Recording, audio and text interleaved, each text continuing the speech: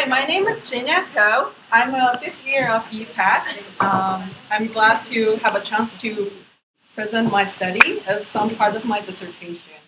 And my advisor is Dr. David Wang, and he really wanted to make it, but he has another very important meeting, so he couldn't make it. But thankfully, he gave a lot of great deal of constructive feedback for my presentation. So, before I start my presentation, I want to share my recent accomplishment. My article, The More the Better Examining Choice and Self-Regulated Learning Strategies, was chosen for the November Journal Article of the Month from the learner knowledge community. This is several publications related to the education. As the founder is the professor of the UIUC, Dr. Jinyoung Koh. And then next year we have a 23rd International Conference on Learning at the University of British Columbia in Canada. So now we are inviting the proposers. So if you have some information, please let me know. I also participate in this community as a reviewer. So, and then this is the comments they gave, and then they said this month, my article be open access. So if you're interested in my study and choice, you can easily get access to for the month. So I will post it on my Facebook. And then I believe that this accomplishment is because of my wonderful EPET community, especially professors. They teach me and guide me enthusiastically, and my colleagues. Without their warm support, I cannot make this. So thank you so much. And okay, so my study is about choice. Why we need to study choice in classroom settings, in education settings. So, in the U.S. education, many teachers believe that choice plays a role in students' motivation and learning. And also, the importance of choice has also varied in the field of education and psychological research. So, research suggests that students who have choices, they have a higher interest, motivation, cognitive, affective, positive outcome. Okay, so self-determination theory is commonly used for studying choice. It's Ducey and Ryan developed this theory. So when students have choices, their autonomy, which is one of their basic needs, increase, and they further list to increase students' interest, motivation, and task performance.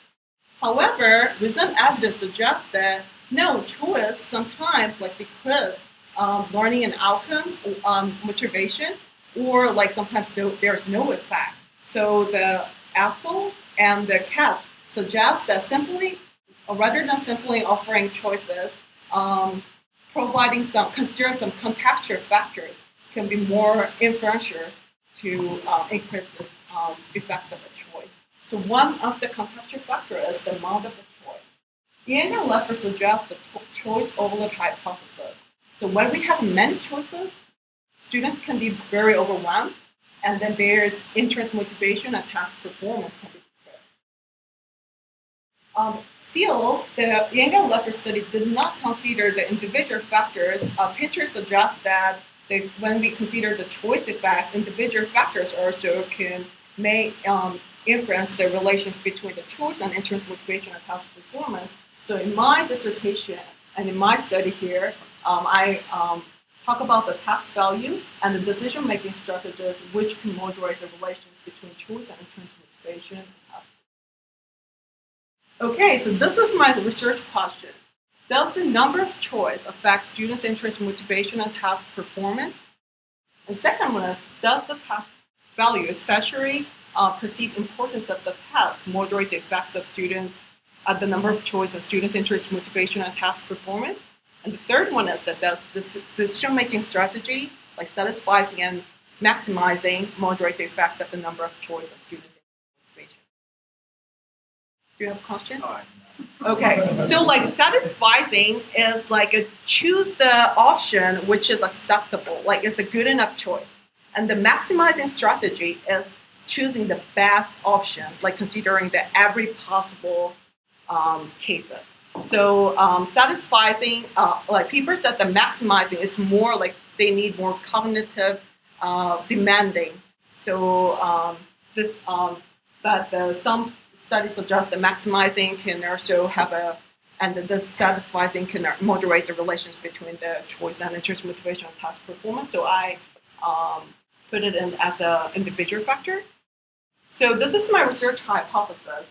So number of choices can make students overwhelming emotion, and then it influences interest, motivation, and task performance.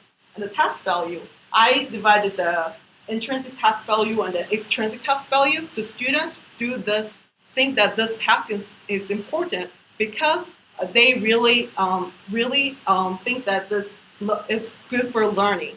But if students think that this task is important because they want to get a better grade, then that is called the extrinsic task value. So that is different, and I also checked that this is not related. So that's why we have to think in a different way. Like even though it's a task value items, but still intrinsic and extrinsic task values show the different effects. So this is my measures. So to check them overwhelming emotion, I check the manipulation, check questions whether those 30 choices are really overwhelming to you or frustrating. And another one, and then also for checking the task value, I adapted the questionnaire, some items from the ECHO's task value questionnaire, and the interest and motivation. I used interest motivation inventory, and the task performance. I collected the movie response essay, and then as a task performance, we regard that the students grade as a task. And then another research hypothesis is a decision-making strategy moderate the relations between the number of choice, interest, motivation, and task performance. And I adapted from some of the questionnaires from the Jinyoung-Koh study. And this study is very closely modeled after Jinyoung-Koh study. So the T150 reflections on learning face-to-face class are my participants. And then 264 undergrad students agreed to participate in the movie response essay as the study task, and in order to get an extra credit assignment. However, so I assigned that one group randomly give 6 choices, another group give 30 choices. However, how many students chose to participate in each choice condition? So final sample number.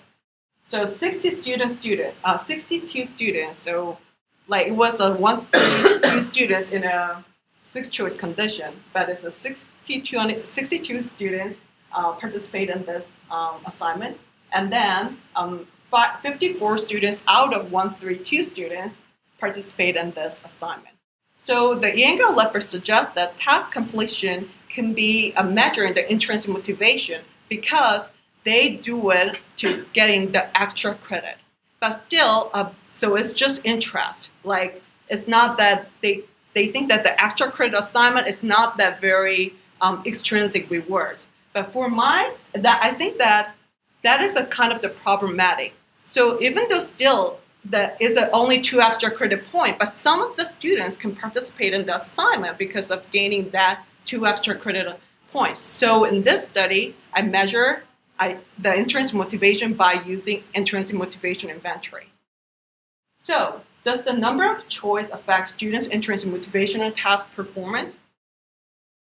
It said, can you see that? I can see that there's a significant effects for the perceived choice regarding course ideas, and task performance is, which group is higher? Good. Extensive. So students who have a many choice condition have a higher levels of perceived choice and task performance. So still, even though the completion rate shows that the students who have a small, moderate number of the choices more participated.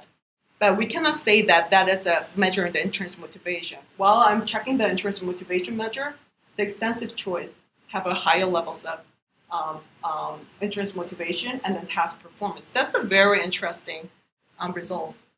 And another second research question is, does task value moderate the effects of the number of choice on students' interest, motivation, and task performance? No, both intrinsic and extrinsic task value did not significantly moderate. And my third question is, does decision-making strategy maximizing and satisfying can moderate? Yes. Decision-making strategy does significantly moderate the effects of the number of choice on students' value. So let's look at the simple main effects. So students who are in the limited choice condition, who use the maximizing, they have a significantly higher levels of the value compared to the students who use the satisfying. That means that when we have a limited choices, maximizing is a more effective decision-making strategy. Okay, then why results were not consistent with the Jinyoung-Koh study? So I checked the manipulation and that our 30 course ideas and actual excessive choice condition compared to 6 course ideas. So no, the results show that the opposite pattern. So students who are in the excessive choice condition feel less frustrated. So even though they have many choices, but they do not get overwhelmed. So that is the answer that why the results were the kind of show the opposite pattern of the Jinyoung-Koh study. So then why students who received 6 course ideas felt more frustrated? So I found that from the task features and level of task difficulty. So I compared the Jinyoung-Koh and my study. So median, Jinyoung-Koh showed that, have you ever seen the 12 Angry Men movie? I've not seen it at all. I think that is a very old movie. It's a very classic movie. But anyway, students there, they watch the long movie. But in my study, I show students in a movie clips related to the course. So it's a pretty modified that the learning about the educational psychology introductory level. So it's a short movie, so media, and then also memory load. Jinyoung-Koh study showed the movie once, and then they complete their assignment. But my study, I provide the link to students, and then students can see their movie back and forth, so they can view repeatedly. And the content familiarity, I've never heard of the 12 Angry Men movie.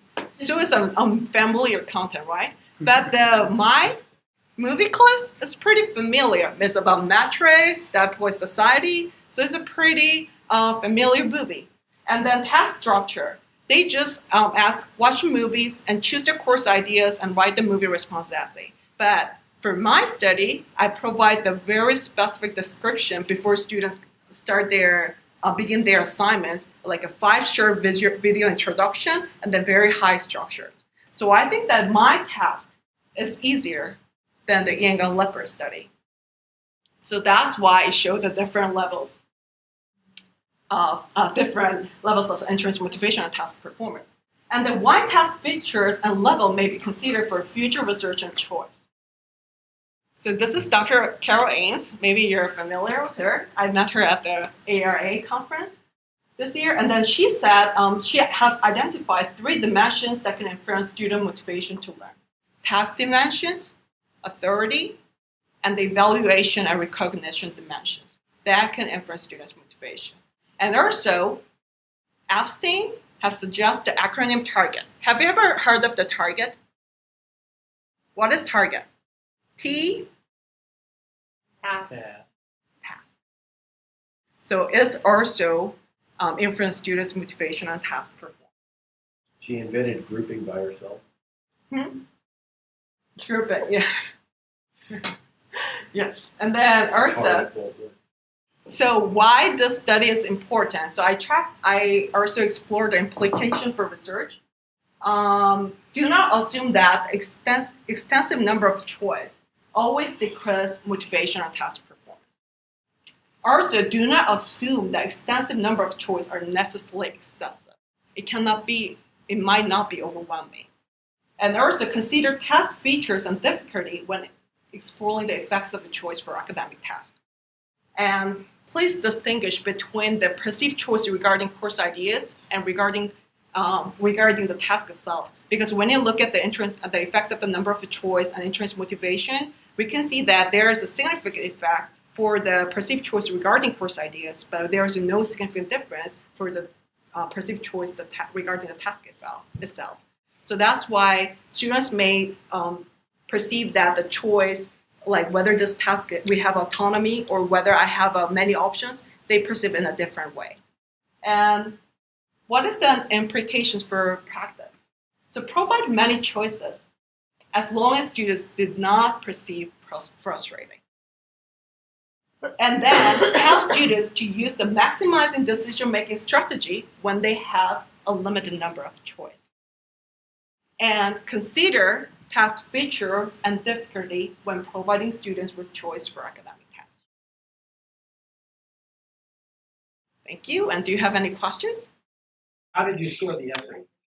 So I hired the 2 graduate students who are the teaching T150 face-to-face and who have no idea about this hypothesis and then this the condition. And then we did an inter-rater reliability testing and then form and then content they above the 8.8, so 80% above, then we started the independent coding. So the 2 graduate students, they coded. And did you develop a rubric for content? Yes. But it's slightly modified from the online section. We have also the book analysis assignments in the online section of the T150. So that task rubric is slightly modified from the online section, which is supervised by Doctoral. Yeah. And any questions? So I'm curious, we're having 6 and 30.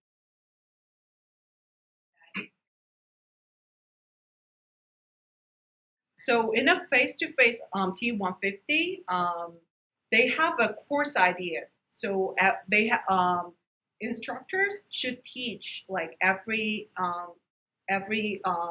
module, like every section. They have some course ideas they should teach. So I got it. I took it that course ideas from that the T150 face-to-face that the course ideas. Do you have a course ideas in a T150 face-to-face, right? Still.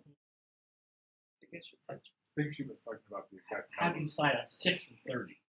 So like, why was 6 your low choice? Why did you pick 6 rather than 30 rather than? Oh, it's a closer model after, you know. They had 6 and 30. Yes. And then also the thinking of the equivalence of difficulty, I randomly, in the moderate choice, limited choice condition, we have a 3 random, so this is the limited choice condition. So list 1, 2, 3. So students 1, 3, 2 students, they are randomly assigned this list and then limited choice condition. And then out of them, like 64 students complete this. Yeah, and then this is the third choice. So they learn about these and they have to write an essay about one. Oh. So like they choose the 3 out of the 30, and then another group they choose the 3 out of the 6, and then they connect that the movie episode between the episode and the course idea, and they're writing the movie. Do you think the results that you found are kind of mediated by the list, the choice that the movie that you gave, and the small choice list versus the extensive? Because I teach Jinyoung 150, so I use a lot of video clips, and so being able to connect those back, the course ideas to a particular clip, it's much easier to do that when you have an extensive list of everything that you're supposed to learn versus a very short one. Did you account for any of that particular issue? So can you tell me again? Okay, so you have a video clip of some random movie, a short video clip. With the short list, you're only giving them 6 choices to choose from. Mm-hmm. That's a lot harder to do depending on the clip versus getting a list of 30 to choose from. Mm-hmm. Maybe. So so that's why I provide that the 3 random list. So and then maybe that helps to thinking of the equivalence of the difficulty. So that's why, like, even though some students get the harder choice context, but it's a random way. So I think that helps. So that can be an answer.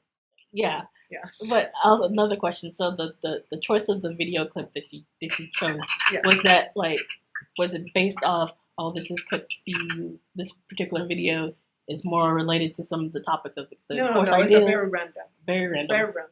Okay. So after I choose the course ideas, I also look to the instructor of the T150 and also the supervisor of the face-to-face T150, and then they agreed, and then I provide that the course I render. Say that again. How did you split the video? Video? Yeah. Oh, we use it in online sections of T150. Okay. So it's also the pretty related. Okay, so any questions? We didn't. Okay, and thank you so much. And then I want to say that thank you, EPET community. Yeah.